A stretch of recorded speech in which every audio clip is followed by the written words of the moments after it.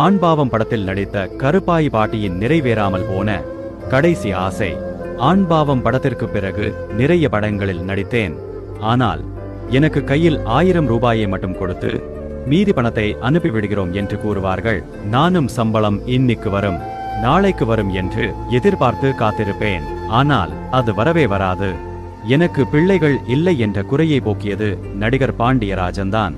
நான் சென்னைக்கு போனால் என்னை சந்திக்காமல் இருக்க மாட்டார். நான் சினிமாவில் நடித்தாலும் என்னை நடிகர் சங்கத்தில் சேர்த்துக்கொள்ள முன்வரவில்லை. பிறகு எனது பேரன் விஷால் தான் என்னை நடிகர் சங்க உறுப்பினராக்கி அடையாள அட்டையை கொடுத்தார்.